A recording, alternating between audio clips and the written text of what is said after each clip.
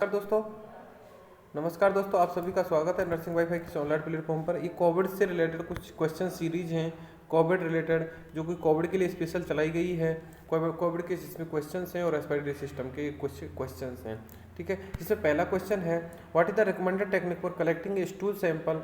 ठीक है, stool sample collect करने के लिए स्पेशल टेक्निक होती है जो हम मोस्ट कॉमनली यूज करते हैं, जो कि हमारा मोस्ट स्पेसिफिक है, वो हमको यहाँ पे बतानी है।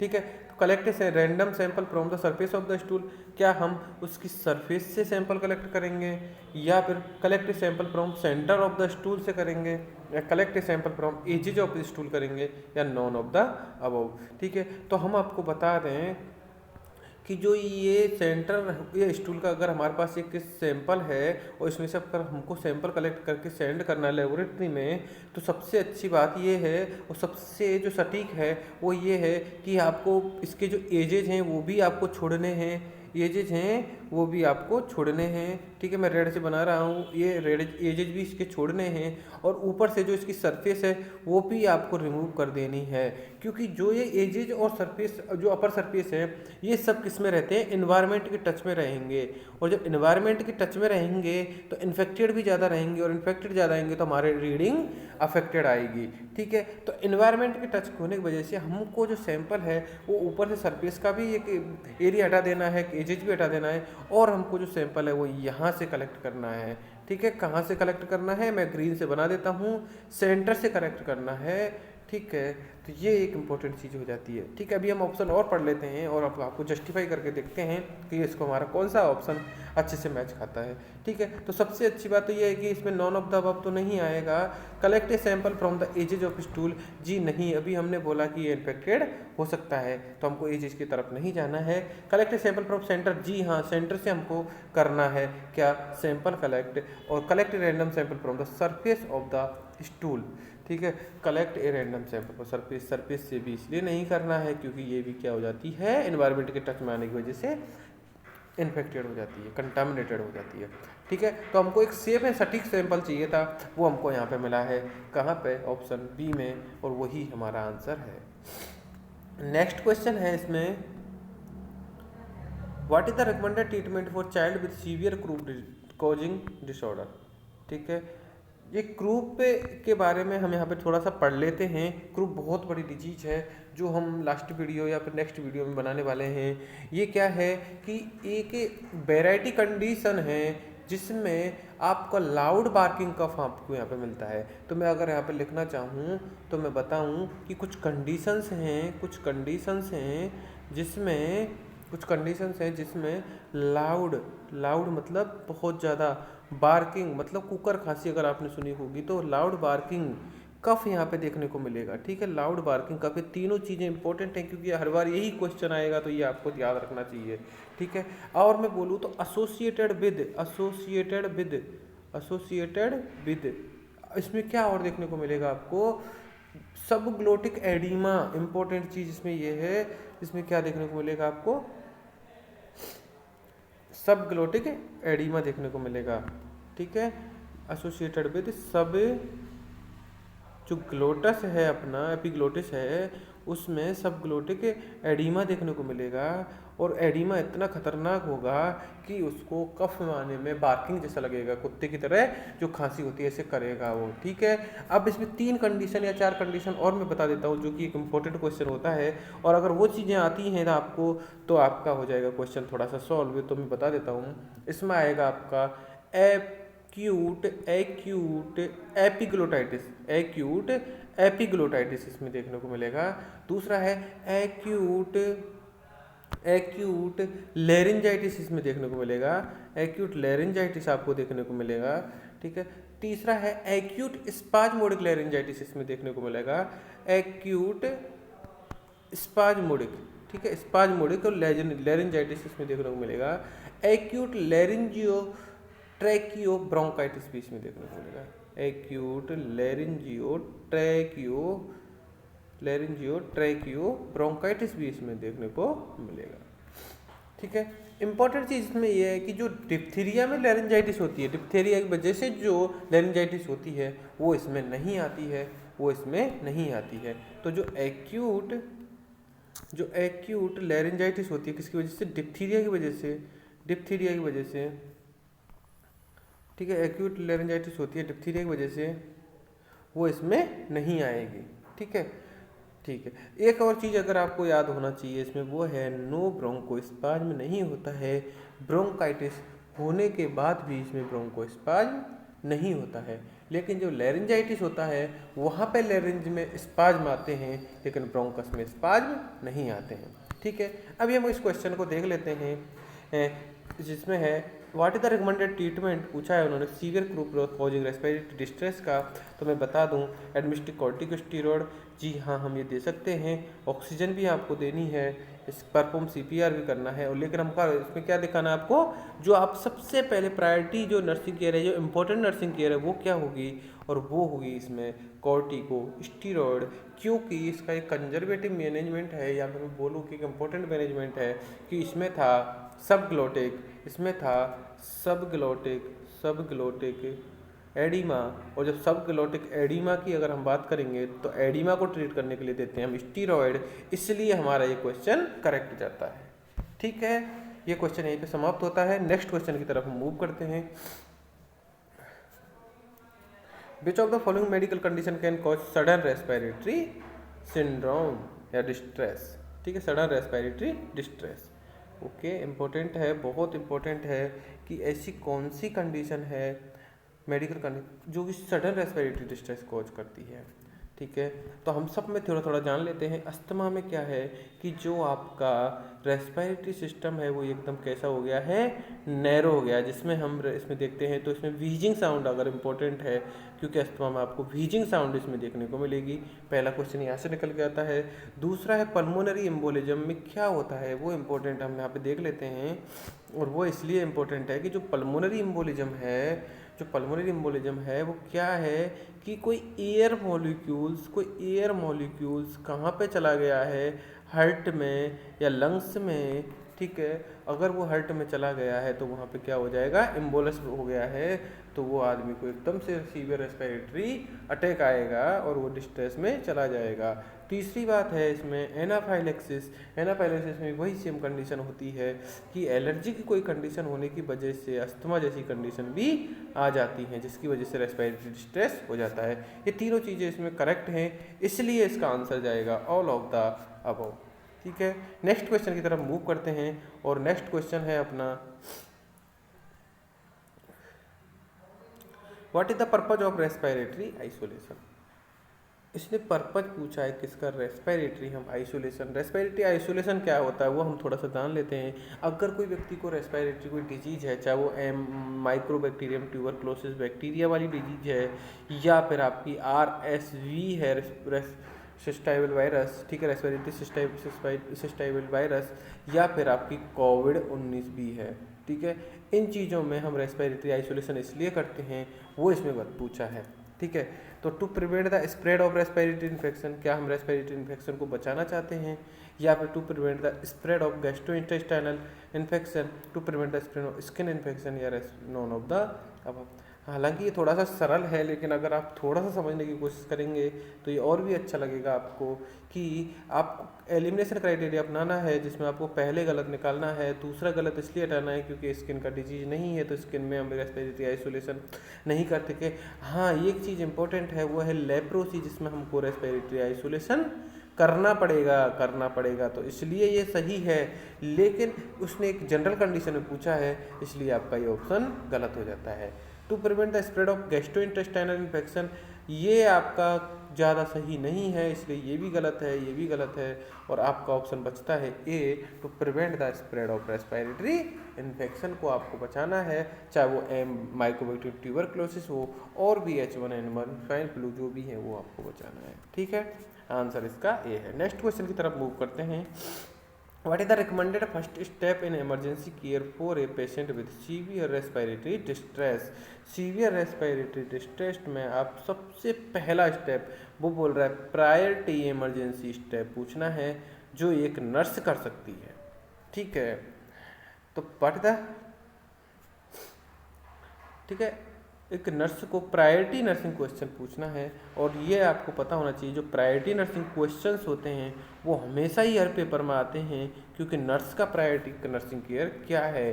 तो administer oxygen, administer medication, perform CPR, call for medical assistance. आपका इम्पोर्टेंट चीज़ क्या है, आप उन्होंने पूछा है फर्स्ट स्टेप पूछा है उसने किसके लिए, रेस्पिरेटरी डिस्ट्रेस के लिए। ठीक है, तो एडमिनिस्टर ऑक्सीजन ये आप विदाउट डॉक्टर प्रिस्क्रिप्शन के आप नहीं कर सकते हैं। इसके पीछे मैं एक रीजन बता देता हूँ आपको कि हम एडमिनिस्टर ऑक्सीजन क्यों नहीं कर रहे हैं। वो इसलिए नहीं कर रहे हैं कि अगर कोई व्यक्ति COPD का है और आपको नहीं पता है कि वो उसका डायग्नोसिस क्या है और कौन सा उसका COPD है, कौन से लेवल का COPD है, ठीक है, कोरोनरी ऑब्स्ट्रक्टिव पल्मोनरी डिजीज कौन से लेवल का है, तो आप कैसे, अगर आपने उसको ऑक्सीजन दे दिया और उसको नेगेटिव फीडबैक की वजह से उसका रेस्पिरेटरी और ज़्यादा नेगेटिव फीडबैक की वजह से रेस्पिरेटरी और ज़्यादा डिस्ट्रेस हो गया, तो पेशेंट हो जाएगा कोलैप्स और आप उसको नहीं कर पाएंगे बाद में रिकवर। इसलिए आपका क्या होता है, ये नहीं करना है। ठीक है, आपको ऑक्सीजन नहीं देना है, क्योंकि जो COPD वाला होता है वो रेस्पिरेशन के थ्रू सेंसिटिव हो जाता है और वो नेगेटिव फीडबैक में चला जाता है। ठीक है, और मेडिकेशन देने का काम सिर्फ डॉक्टर का है, तो ये भी आप ज़्यादा दिमाग लगाने की ज़रूरत नहीं है। CPR देने के लिए भी आप थोड़ा वेट करना, किसका, कि पेशेंट थोड़ा रिकवर होने का। ठीक है, अगर पेशेंट रिकवर होता है तो ठीक है, और नहीं होना है, अगर पेशेंट कोलैप्स होता है तो हम CPR देंगे। ठीक है, कॉल फॉर मेडिकल असिस्टेंस, जी हाँ, ये हमारा एक प्रायोरिटी नर्सिंग केयर है। पहले आप कॉल कर दीजिए एक मेडिकल असिस्टेंस को, जिससे कि वो आए तो जल्दी से जल्दी आने से वो उस केस को हैंडल कर सकता है। ठीक है, तो इसका आंसर क्या जाएगा, D। नेक्स्ट क्वेश्चन है इसमें, which of the following medical condition can cause high oxygen saturation level in newborn. Simple सा नहीं है ये क्वेश्चन, बहुत प्रैक्टिकल क्वेश्चन है। अगर आप थोड़ा सा भी लॉजिक लगा के सोचेंगे तो आपको समझ में आएगा कि which of the following medical condition, कौन सी ऐसी मेडिकल कंडीशन है जो high oxygen saturation level in newborn. कोई बच्चा है, newborn means within 28 days of birth. ठीक है, बर्थ के 28 दिन तक कौन सा है, न्यूबॉर्न है। ठीक है, उसके बाद नियोनेट, न्यूबॉर्न। ओके, अब वो पूछना चाहता है आपसे कि ऐसी कौन सी कंडीशन है कि बच्चे को हाई ऑक्सीजन सैचुरेशन हो जाए। तो आप बोलते हैं PDA जी, पेटेंट डक्टस आर्टरियोसिस। जी हाँ, PTA डक्टस आर्टरियोसिस में आपका सैचुरेशन होता है फॉल, इसलिए ये नहीं होगा। अब आपसे कोई पूछे कि PDA क्या होता है, तो आप बताना उनको कि एक डक्टस वीनोसस होता है, एक डक्टस आर्टरियोसस होता है, वो दोनों आपस में कनेक्ट रह जाते हैं, जो कि हम हार्ट वाली डिजीज में पूछेंगे। तो उसको क्या बोलते हैं हम, पेटेंट डक्टस आर्टरियोसस। ठीक है, जैसे अगर मैं बोलूँ यहाँ पे हार्ट है और यहाँ से ये जा रहा है पल्मोनरी के लिए रास्ता और ये जा रहा है आपका बॉडी के लिए रास्ता। ठीक है, और इधर से आ रही है ये पल्मोनरी वेन जा रही है, पल्मोनरी आर्टरी जा रही है। ठीक है, और ये जा रहा है आपका एओर्टा, यहाँ से ये जा रहा है आपका एओर्टा, तो यहाँ पे इनका मिक्सिंग ऑफ द ब्लड हो जाता है, तो इसमें ये तो नहीं होता। ठीक है, फिर बोलता है ट्रांजिएंट टैकीपीनिया ऑफ द न्यू, जी हाँ, ट्रांजिएंट टैकीपीनिया ऑफ द न्यूबॉर्न। और ट्रांजिएंट टैकीपीनिया ऑफ द न्यूबॉर्न का मतलब ये होता है कि hyper ventilation of the child, जब बच्चे का चाइल्ड का हाइपर वेंटिलेशन हो जाएगा, ज़्यादा वेंटिलेट करेगा तो उसको पहुंचेगी ज़्यादा ऑक्सीजन, उसकी वजह से उसको क्या हो जाएगा, हाइपर ऑक्सीजन। ठीक है, नेक्स्ट है मेकोनियम एस्पिरेशन। जी, मेकोनियम में तो रेस्पिरेटरी डिस्ट्रेस होता है, ये इसका आंसर नहीं है, ये इसका आंसर नहीं है, और ऑल ऑफ द वो भी नहीं है, तो ये इसका आंसर है। ठीक है, नेक्स्ट क्वेश्चन की तरफ हम मूव करते हैं। What is the purpose of using hand sanitiser. Hand sanitiser हम क्यों यूज कर रहे हैं। ठीक है, आपने हॉस्पिटल में देखा होगा, तो kill the germ of your hand, क्या आप जर्म को किल करना चाहते हैं, क्या आप मॉइस्चर योर हैंड, क्या आप अपने हाथ में नमी पैदा करना चाहते हैं या उसको मॉइस्चर रखना चाहते हैं। To remove dirt from your cloth, आप मतलब डर्ट फ्रॉम योर हैंड, आप अपने हाथ को गंदे से हटाना चाहते हैं। To make your hand smell good, या फिर आप अपनी खुशबू चाहते हैं हाथों में। ठीक है, तो सबसे पहले हम निकालते हैं इस क्वेश्चन को कि सैनिटाइज़र के लिए हम स्मेल के लिए नहीं करते हैं क्योंकि उसका एल्कोहल का स्मेल आता है और इसलिए हम उसको इस एल्कोहल के लिए नहीं कर रहे थे। ये ऑप्शन हमारा टोटली गलत हो जाता है। Next question, to remove dirt from hand, जो सैनिटाइज़र होता है वो एक लिमिट तक ही क्लीन कर सकता है, वो आपकी मिट्टी को नहीं हटा सकता, आपकी गंदगी को भी नहीं हटा सकता। ठीक है, to moisture your hand, moisture के लिए आपके पास बहुत मॉइस्चराइज़र आते हैं, अगर आप यूज करते हैं तो आपके पास वैसलीन जैसी बहुत अच्छी अच्छी कंपनी के मॉइस्चराइज़र आते हैं, लेकिन आपका सैनिटाइज़र मॉइस्चराइज़र नहीं है। ठीक है, वो ऑटोमेटिक ड्राई हो जाता है। ठीक है, ये भी आपका आंसर गलत हो जाता है। वो बोल रहा है जर्म, जी हाँ, जर्म के लिए ही तो हमने स्टार्ट किया था। क्यों? क्योंकि कोविड और बहुत सारी डिजीज़ थी जो ड्रॉपलेट थी वो हाथ पर सरफेस पर रह रही थी, और जब हम उसको टच करने से, स्नीजिंग करने से वो चीज़ें हमारे अंदर जा रही थी, और जाने से हमको हो रहा था इन्फेक्शन, और उसको कम करने के लिए हमने हैंड सैनिटाइज़र का यूज किया था। दूसरी चीज़ अगर कोई पूछे कि हैंड सैनिटाइज़र के लिए यूज कर हैंड सैनिटाइज़र कितने टाइम के लिए आप यूज करते हैं, मतलब कितने टाइम में आपका हाथ डिसइंफेक्टेड हो जाता है, तो वो होता है आपका 20 से 30 सेकेंड, और आंसर है 30 सेकेंड अगर कुछ पूछे। ठीक है, नेक्स्ट क्वेश्चन की तरफ मूव करते हैं। What is the purpose of mortality report, mortality report की पर्पज क्या है? To track patient death in hospital, to document the cause of death from for a patient. ठीक है, पर्पज ऑफ मोर्टेलिटी रिपोर्ट। ठीक है, तो आपको track patient death in hospital, उसको आपको ट्रैक करना है, या to document the cause of death, आपको पता चला लगाना है कि डेथ का कॉज क्या था, या to monitor hospital performance and identify areas of improvement, उसने कौन कौन से एरियाज में इम्प्रूवमेंट किया और आपकी हॉस्पिटल की परफॉर्मेंस कैसी है, ये आपकी मोर्टेलिटी रेट को दर्शाने का है। तो आपको पता होना चाहिए कि जो मोर्टेलिटी रेट होती है वो क्या होती है। तो मोर्टेलिटी रेट वो होती है, मोर्टेलिटी रिपोर्ट वो होती है कि यदि कोई व्यक्ति हॉस्पिटल में डेथ होता है ना, हॉस्पिटल में डेथ होता है, उसके लिए हम उसका एग्जैक्ट कॉज जानने की कोशिश करते हैं। हॉस्पिटल डेथ में एग्जैक्ट कॉज हम उसकी जानने की कोशिश करते हैं। उसके बाद अगर जो भी उसकी सराउंडिंग्स में या फिर जो भी उसको डिजीज़ थी वो सब हम यहाँ पे डायग्नोसिस करने की कोशिश करते हैं। ठीक है, तो क्या वो to track patient death in hospital, जी हाँ, वो हॉस्पिटल डेथ को ट्रैक, मतलब कितना हॉस्पिटल डेथ हो रही है वो चीज़ें ट्रैक करने के लिए हम यूज करते हैं। जी हाँ, ये भी आप ऑप्शन सही है।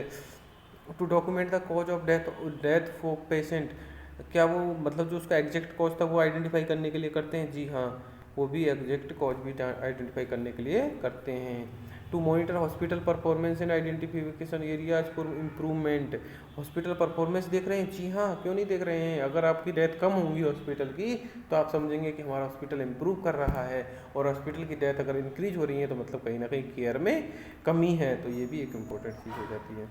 नेक्स्ट क्वेश्चन की तरफ अगर मैं मूव करूँ, और वो है what is the recommended technique for collecting A nasal swab sample. बहुत इंपॉर्टेंट है, और इतना इम्पोर्टेंट है कि आप इसमें हमेशा कंफ्यूज रहते हैं। तो अगर आपने हमारा वीडियो सब्सक्राइब नहीं किया है, या फिर वीडियो को आप लाइक नहीं करते हैं, तो हमारा चैनल सब्सक्राइब कर लीजिए, वीडियो को लाइक करना है, क्योंकि हम आपको लिए डेली नए क्वेश्चंस और डेली इंपॉर्टेंट और जो कि प्रीवियस ईयर क्वेश्चंस हैं वो हम यहाँ पे लेके आ रहे हैं। ठीक है, तो प्लीज़ सब्सक्राइब अवर चैनल। तो इसका अब मैं आपको ऑप्शन बता देता हूँ।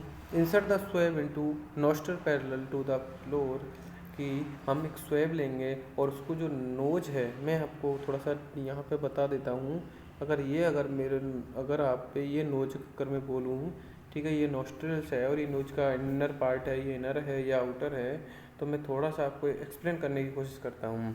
ठीक है, ऑप्शन वन के अकॉर्डिंग, ठीक है, कि वो बोल रहा है कि हमारे पास ये स्वेब है, ठीक है, ये स्वेब है और ये हमारे पास एक रॉड है, और हम इसको इंसर्ट कर रहे हैं इसके जो नोस्ट्रल्स हैं उनके पैरेलल में। तो क्या ये सही तरीका है? ठीक है। दूसरा पूछा, insert the swab into nostril perpendicular to the floor, या फिर वो बोल रहा है कि अगर ये जो नोस्ट्रल्स है इसके परपेंडिकुलर जाना चाहिए, ये ऑप्शन सही है। यस आप बोल रहे हैं कि जो नाक का जो ये आउटसाइड है इधर से, सी ऑप्शन। आप यहाँ पे बहुत ज़्यादा गंदा हो गया है, या ऑप्शन गलत मतलब वो हो रहा है, तो मैं बता देता हूँ। Swab the outside the nose, अगर आप नोज के आउटसाइड ही करेंगे क्या, ये भी गलत है, और नॉन ऑफ द अबव भी गलत है।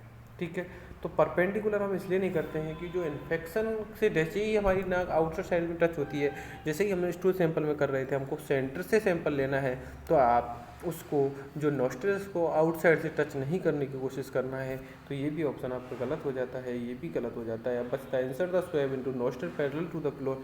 जी हाँ, आपको पैरेलल में ही करना पड़ेगा है। ठीक है, मैं अब यहाँ पे थोड़ा सा आपको यहाँ पे बताने की कोशिश करता हूँ, मैं आपको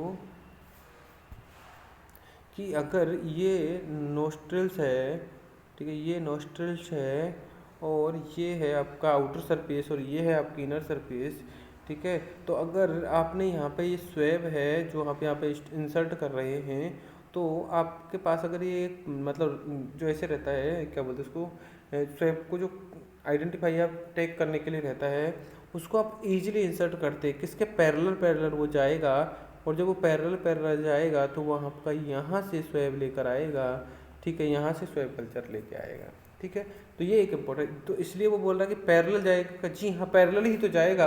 अगर वो यहाँ पे टच होता है, तो हो जाएगा क्या, कंटामिनेटेड, और हमारा सैंपल कंटामिनेटेड होने से एक्यूरेट रीडिंग नहीं आएगी। ठीक है, नेक्स्ट क्वेश्चन की तरफ चलते हैं हम। Which of the following is example of respiratory hygiene practice. बहुत इंपॉर्टेंट क्वेश्चन है, क्योंकि अगर ये आप क्वेश्चन की दृष्टि से भी बहुत इंपॉर्टेंट है, अगर आप क्वेश्चन की दृष्टि से भी नहीं देख रहे हैं तो ये एक और इम्पॉर्टेंट चीज़ है कि अगर आप डेली यूज में भी अगर ये चीज़ें करते हैं तो भी आप रेस्पिरेटरी इन्फेक्शन के थ्रू बच जाते हैं। क्योंकि जब आप जा रहे हैं एक बस में, जब आप जा रहे हैं एक ट्रेन में, जब आप जा रहे हैं एक फैक्ट्री में, बस में जा रहे हैं, आप ट्रेन में जा रहे हैं, आप कोई फैक्ट्री में जा रहे हैं, या फिर आप जा रहे हैं ऐसे प्लेस पे जिसको हम बोलते हैं कम्युनिटी, तो वहाँ पे different type of peoples arriving है। ठीक है, वो यहाँ पे हैं और डिफरेंट टाइप ऑफ लाइव कर रहे हैं वहाँ पे, और उन पे होते हैं डिफरेंट टाइप ऑफ इन्फेक्शन। उन चीज़ों से बचने के लिए अगर आपको चाहिए तो आपको रेस्पिरेटरी जो हाइजीन है वो इम्पोर्टेंट है। तो ये आप क्वेश्चन की दृष्टि से नहीं, आपकी डेली लाइफ की दृष्टि से भी इम्पोर्टेंट है। ठीक है, तो मैं बोलता हूँ उसमें covering your mouth when your cough और स्नीज, जब आप कफ कर रहे हैं, स्नीच कर रहे हैं, तो आप कवर करना है। जी हाँ, मैं यहीं पे आपको क्लियर कर देता हूँ पहले ऑप्शन में ही कि जब आप कफ करते हैं तो या तो आपके पास रूमाल होना चाहिए, या फिर आपके पास टिश्यू पेपर होना चाहिए, या फिर कुछ आपके पास ऐसा कवरिंग होना चाहिए कि आप जब स्नीच कर रहे हैं तो वो इन्फेक्शन को आप ज़्यादा दूर तक ना फेंकें, या फिर आप उसको कवर करें। ठीक है, सेकंड है वॉशिंग योर हैंड फ्रिक्वेंटली। जी हाँ, गंदे हाथ हैं सबसे इम्पोर्टेंट जड़ है किसकी, इन्फेक्शन की, तो ये भी आपका ऑप्शन सही है। फिर बोल रहे हैं कि आप मास्क पहनना है। ठीक है, तो ये सब कोविड के प्रोटोकॉल थे जो शायद सबने पढ़े हैं, लेकिन अगर आप कहीं पे मूव करते हैं, घूमते हैं, तो भी आपको ये चीज़ें कर लेनी चाहिए। और अगर आप हॉस्पिटल में काम कर रहे हैं तो आपको 100% कर लेनी चाहिए। इसी के साथ में आज हमारी सीरीज़ ख़त्म होती है, तो कृपया करके हम आपसे रिक्वेस्ट करते हैं हमारा चैनल सब्सक्राइब करें, जिससे कि हमको मोटिवेशन मिले और हम नई वीडियो और अच्छे से बनाएं। ठीक है।